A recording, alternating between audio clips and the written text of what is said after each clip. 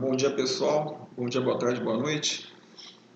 Hoje é dia 28 de março e vamos estar trabalhando hoje a primeira das 3 aulas aí sobre Marx.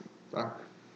Para cada um dos cursos, alguma parte da teoria é comum e outras são diferenciadas. Essa primeira aula é igual para os cursos que eu dou. E aí, conforme o curso, eu vou alterando um pouco nas aulas seguintes aí, tá bom? Bom, Marx de longe é o autor mais complicado para a gente falar, porque ele de alguma maneira ele suscita muitas paixões, principalmente no Brasil, né?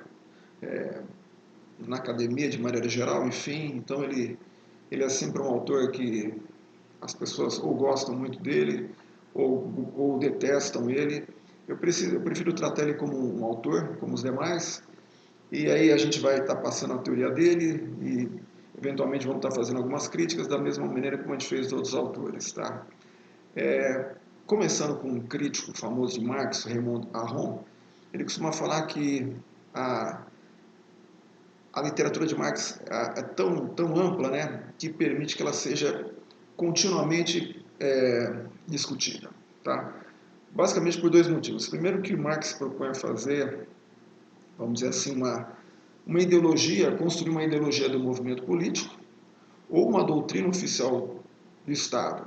Sendo assim, se você vai de um lugar, numa margem tão ampla, de uma visão ideológica do movimento político até o controle do Estado, ela ao mesmo tempo ela tem que ser alguma coisa ao mesmo tempo complexa e da mesma maneira simples. Então, por isso, ele permite tantas discussões, essa visão do Aron. Além disso, segundo Aron, havia a ideia científica do fim do capitalismo na teoria marxista, né? Quando eu tinha a idade de vocês, aí quando eu tinha uns 18 anos mais ou menos, faz muito tempo isso, era comum o pessoal, os marxistas, eles falarem a ideia do determinismo histórico. É como se alguma coisa fosse acontecer, essa coisa seria o fim do capitalismo. Então essas ideias, de alguma maneira, elas perderam força após a queda do Muro de Berlim e o fim da União Soviética, mas eu percebo aí uma ressurreição do marxismo, né, com mais força, principalmente ele está muito presente na mídia, enfim, na academia de uma maneira geral, etc. Né, e por todas essas possibilidades que a teoria marxista nos dá, segundo Aron, ele poderia ser visto como um cientista, tá? Como um homem de ação que poderia promover uma transformação do mundo e até mesmo como um profeta. Tá? Sendo profeta, obviamente, ele tem discípulos, tá? E os discípulos de Marx, os marxistas, então sempre quando eu falo a ideia marxista, muitas vezes eu estou falando da ideia do Marx, mas em geral, para mim falar das ideias do Marx, eu teria que estar usando o termo marxiano. Então a ideia, só que algumas vezes a gente acaba se confundindo, ou mesmo se esquecendo, muitas vezes eu falo teoria marxista, quando deveria até estar falando teoria marxiana, que seria do próprio Marx, ou é teoria marxista mesmo, que não é do Marx, mas é uma teoria derivada de Marx, elaborada por seus seguidores, seus discípulos, os marxistas. Né? Então, em geral, para os marxistas, o marxismo seria a própria teoria geral da sociedade. Tá? Seria a ciência da sociedade. É como se o marxismo ele pairasse acima da sociologia. Tá? Então, diante dessas complicações todas, a minha ideia basicamente é tratar, assim, eu tinha que tomar uma decisão como explicar Marx para vocês, então optei por fazer uma análise temporal. Em vez de eu pegar grandes temas do Marx, eu vou tentar mostrar como a obra dele foi construída no decorrer da carreira dele, tomando como referência algumas obras, o manifesto, os manuscritos de 1844, Manifesto do Partido Comunista, Ideologia Alemã, um pouquinho dos Grundrisse e o Capital. Tá? E o prefácio da contribuição à crítica para a economia política, que de alguma maneira sintetiza a obra do próprio Marx, pelo próprio Marx, um pouquinho antes ele escreveu o Capital. Então, o que eu vou fazer? Eu vou traçar uma linha temporal e vou tentar entender o que ele mais ou menos falava em cada uma dessas épocas, para a gente poder compreender como o pensamento dele foi construído no tempo. Tá? Eu acho um jeito bastante bacana de você entender esse autor, O que é diferente da maneira, por exemplo, como a gente estudou Durkheim. Durkheim nós estudamos por obra. As obras de Durkheim, elas são bem quadradinhas. Eu consigo, ainda que elas dialoguem, eu consigo estudar a divisão do trabalho social, depois eu consigo estudar o suicídio, eu consigo estudar as regras do método sociológico, enfim, eu consigo conectá-las, mas ainda assim estudá-las de maneira individualizada. Para o Marx, eu acho que fica mais legal a gente entender como o pensamento dele foi correndo no tempo, numa tentativa que eu vou me esforçar para entender que pelo menos dois temas o Marx ele falou em toda a carreira intelectual dele, que é a ideia de alienação e a ideia de trabalho. Então isso nós vamos estar construindo um pouco mais adiante. Tá? Eu não sei, a ideia de hoje é tentar ficar uns 50 minutos aqui. Se eu ver que vai ultrapassar muito pouco, eu vou dar um corte, a gente continuaria num próximo encontro, tá bom? Mas vou tentar fechar pelo menos os pacotes inteiros, a não ser que fique muito longo, a expectativa não é passar mais do que 50 minutos. Bom, antes de começar, vamos tentar falar um pouquinho da história de Marx. Tá? O que aconteceu com o marxismo, na verdade, do finalzinho da vida do Marx até os dias de hoje, mais ou menos. De maneira bem rudimentar, vamos falar assim. Tá? Então, a primeira coisa o Marx morreu em, se não me engano, 1883, tá? Finalzinho do século XIX. Então, enquanto ele era vivo, tá? Havia pouco interesse no que a gente chamaria de teoria marxiana, a teoria do Marx. Tá? Então, eu levantei um dado aí que ele foi traduzido para o russo em 1872. Tá? Na Alemanha, em geral, ele era ignorado, salvo por grupos socialistas, vamos dizer assim. Porém, ele foi inserido num livro didático na Alemanha por um cidadão chamado Adolf Wagner, em 1879. Tá? Logo após a morte do Marx, assim, logo em seguida, ele começou a ser estudado na academia, né, nas universidades, assim, basicamente na Alemanha, e no movimento trabalhista. Né?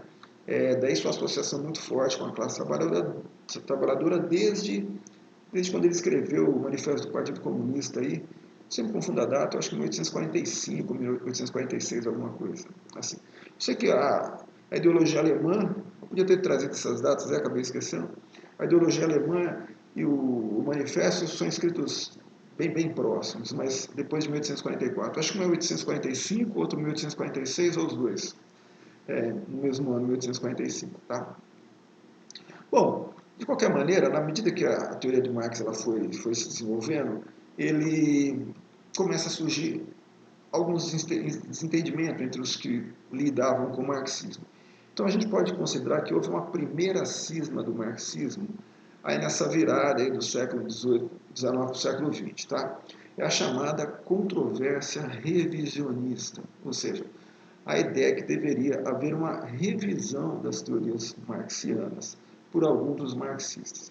Quem puxava essa ideia basicamente era um marxista chamado Edward Bernstein. O Bernstein ele entendia que o marxismo ele deveria ser testado empiricamente e revisado. Por quê? Porque ele observava que o capitalismo ele se desenvolvia de uma maneira um pouco diferente do que estava previsto na teoria do Marx. Além disso, o Bernstein ele entendia que compreender a sociedade a partir de duas classes sociais seria um pouco complicado e, segundo o próprio Bernstein, entender o marxismo como uma teoria positiva, o que os marxistas em geral não gostam de ser pensado assim, faltaria, na visão do Bernstein, uma ética para a teoria de Marx. Eu particularmente, eu acho que não. Acho que existe uma moral marxista que é muito fácil de você perceber. Tá? Nessa questão revisionista, a maioria, podemos dizer assim, foi contrária a essa ideia de revisar as ideias de Marx. Tá? Um dos mais ardorosos defensores das ideias de Marx nesse período era Kautsky, também do mesmo círculo ali do Bernstein, mas acreditava na força do marxismo revolucionário, incluindo a queda do capitalismo. Então, o Kautsky ele era raiz, vamos dizer assim, ele não queria pensar em revisão, não queria pensar em mudança nada. Tá?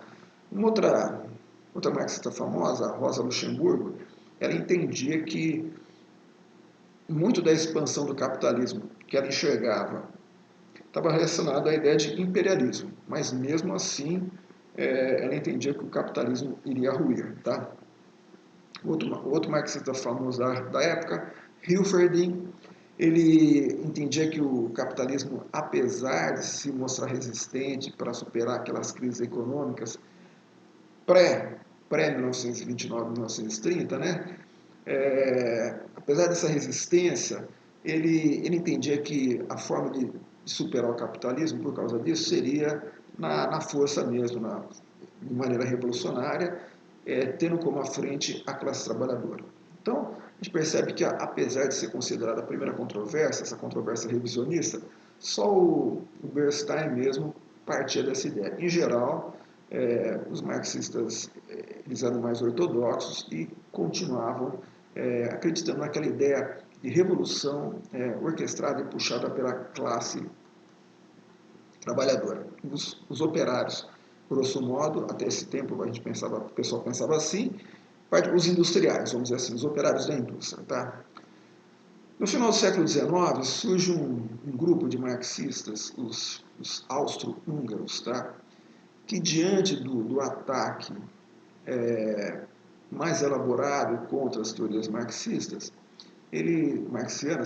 as ideias do próprio Marx, eles entendiam que precisaria de uma teoria mais elaborada para poder defender Marx de seus agressores. Tá?